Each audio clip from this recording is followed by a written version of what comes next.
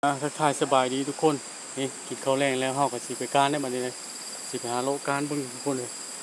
เพราะว่ามีหนูมีบ้างนะมันจะกินมาไหมกินไปนั้นมาไกลๆมานั่นนะเดี๋ยวเฮาสิไปหาโลเบิ่งเด้อทุกคนเนาะติดตามรับชมไปนำกันเนาะทุกคนเนาะเดี๋ยวสิไปหาการลงเบิ่งกับเขาต่อทอนกับเขาเสน่ห์นะกับหมาแน่เอาขึ้นมามื้อนี้เด้อเบิ่งดูมีบ่เลิศซะคนโตก็ว่าข้างเหนือพี่ลูกมันนี่ปุ๊กอยู่นี่ มุกตีนเขามุงตีนสะปีเลยนั่นบ่เบิ่งอยู่เห็นบ่เลิศนะบ่เลิศซะไปทางเลิศซะเนาะหมายผู้หญิงบ่พักเจอพวกดอกนะเด้อดอกแบบนี้ก็บ่ได้มานี่เลยเลิศหาไม่ดอกว้าถึกแล้วถึกนะถึงข้างเหนือแล้วร้อยมาแล้วพี่เห็นมันรวยให้ยิ่งนี่ทุกคนกุกไม้นี่ปูนึงเตาลงนี่ข้างในมันมีเห็นใหญ่พอได้บ่ดอกดมอยู่นี่โอ้โลดแล้วคนโลดนะล่ะโลดนะไม่ดอกจอได้เฮานี่นี่ไม่ดอกไม่จอได้ไทยบ่จอนะเลิกตะไดตายค่าโกนนั่นแหละตายถ้าโกนโลดนี่นะถือได้ทุกคนโลดนะถือแล้วเห็นพวกตัวปูมาขับมาไล่เขานี่เลยมันเฮานี่ถ้าเจ้าพายนะมาจอมาบ่ได้จอข้างลุมมั้งเน้นบ่ได้แข็งบ่ได้ไม้ดอกแล้วโอ้นั่งฝ่ายดอกเลยทุกปีกระโดดขึ้นเลิศมาแล้วนะถือแล้วเลนเฮานี่นะเลนเฮาโกนไว้กำลังโจอยู่นี่ทุกคนนี่ปรับมาแย่กันไหมฟังอาหารอยู่คนเห็นน้องตกลงนี่เลนมานี่ทุกคนแบบมาต้องตายหมานำมันเลนน่าเลิศมานะนี่มาควัดอยู่นี่นะนี่แหละเฮาไหมนี่แหละกดไม้ขอโทษเพิ่นไปโจทั้งป่ายมาเพิ่นเอาพาไปโจอยู่พวกงานเฮานี่โดดตึ๊บเท่านี้ทุกคนนี่มานี่ไหลอยู่นี่นะเฮาเลยเป็นมานี่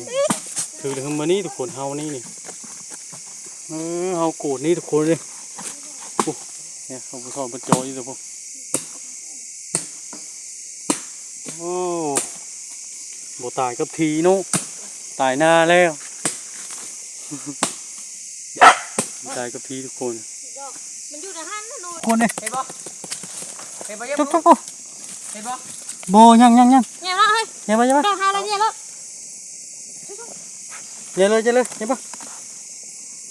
เนี่ยรถมาตุ๊บครบเลยครบเลยเรียบร้อย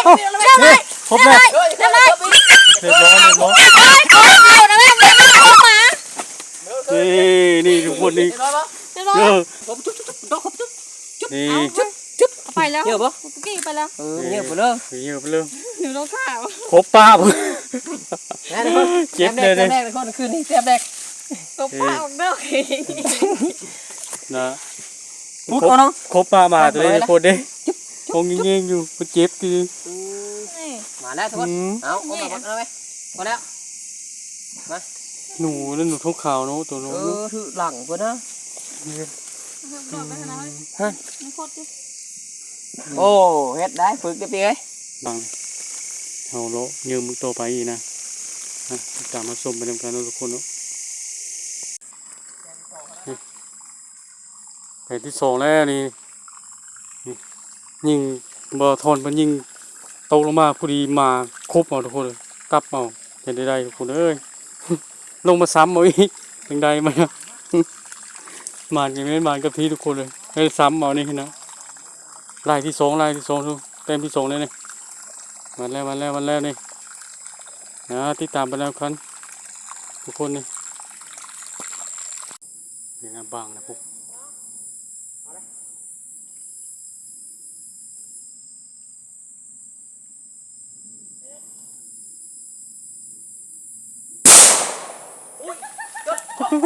จก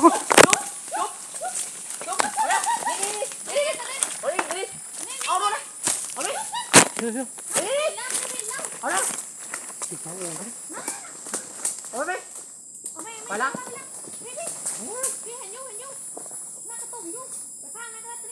ฟังเจ้านะเอาไปประจุอยู่เอาเลยดูบ้านเหรอวะเลยจุ๊บเรียบร้อยแล้วเรียบร้อยแล้ว นี่คนเลยให้มันทื่อเลยแต่ว่า จุ๊บ นี่ จุ๊บนี่จุ๊บเลยจุ๊บนี่ มาเลย เรียบร้อยแล้ว มาแล้วนี่ แต่ที่เช้า คนที่สามได้ทุกคน เดี๋ยวปาคน นี่ นี่ เรียบร้อยทุกคนนี่ พ่อดอก เจ็บแล้ว พ่อมันหมุนแล้ว โอ้ย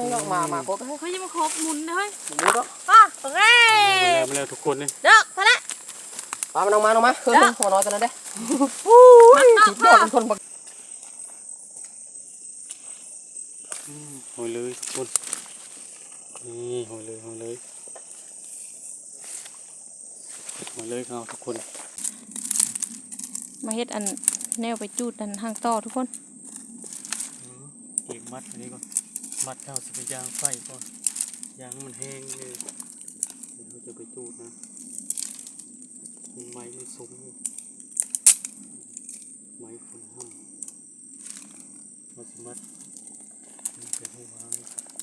เน้นๆแล้วจะไปขาไฟก้อนมันทุกคนขาไฟมันแห้งเราจะจูดมันเราจะไปเอาโตยได้แบบนี้เลยตาบดทอดมันมากกว่าเป็นเอาไปหักเยื่อมันบ้างบนนู้นถ้าเดี๋ยวเอาเฮ็ดไม้ทุ่มอันนี้ไปจูดโตก่อนทุกคน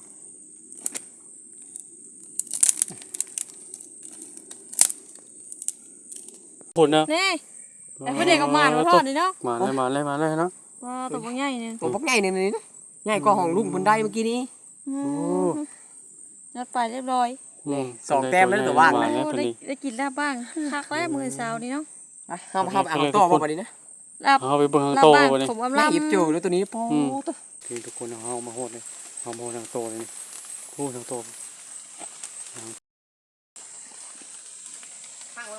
นี่ทุกคนนี่หังมันอยู่นี่นะนี่หังมาทุกคนนะจำดินเลยนี่มันเฮ็ดจำดินเลยทุกคนนี่เฮาสิจูดได้บัดนี้กินมือจูดก่อน ไปเอา นี่บ่มาเลยทุกคนนี่ ไปเอาบ่ซะ นะได้หลาย ทา เติ ง บ ที่ เลย ก็เห็นนะมันได้บ่บักเอา โอ้ย ทางเงี้ยตัวได้ อย่าเลย เอา ไม่ได้เอาเนาะ นะ แม่ เอาละ มาแล้วโซ3เต็มเต็มนี่เต็มบินตัวนี้ โอ้ตัวนี้นะพี่เนาะโอ้ นะมันเป็นหน้าอยู่ทุกคน เนื้อ หมดไฟเอาทุกคนยานมันจะไปเบาโยโตโรเตสเลยโหลดไปได้ พี่เนาะ โย มา ลูก เรียบร้อยแล้วเรียบร้อย ลูก นี่บ้างตัวใหญ่ โอ้ตัว ฮะ น่ะตัวเตทุกคนดิตัว เรียบร้อยแล้ว น่ะ โอ้โหบ้างไงเลยทุกคนนี่ บางในได้นี่ปุ๊บเนาะ มาดีแล้วทุกคน มาแล้ว มา นี่ ประมาณอันนี้นะตัวมีเยอะไปแล้วเนาะผมซ้ำตัวเขาได้ค่อยได้กี่ดีซ้ำนี่นะ เนาะคนนี่ ถืออึก คือเข่งบ่เข่งหน้าบ่ เห็นไหม ก็ทุกคนนะ ตัวใหญ่เนาะ ตัวใหญ่เลยนะปุ๊บลายเต็มตัวได้ทุกคนปุ๊บ ได้5 เต็มบ้างให้ได้หมานเดี๋ยวนะได้3 เต็มไปลึกกันเลย เต็มหกทั้งสัตว์บิน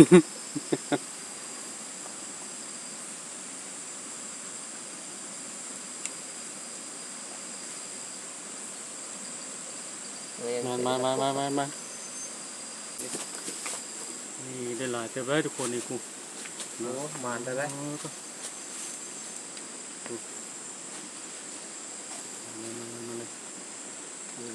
ปักปุ๊บหลังจากปุ๊บก็ตายหนึ่งบนไล่เลยครับ ใหญ่เล่นคือประตูมา ซีลงไป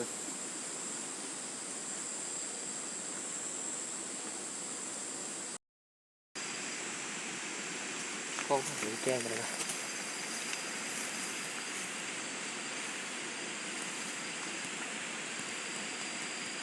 มีแต่ตัวใหญ่เนาะ มาแล้วโอ้ทุกคนมีแต่บ้างมีตัวใหญ่นะทั้งหนูพร้อม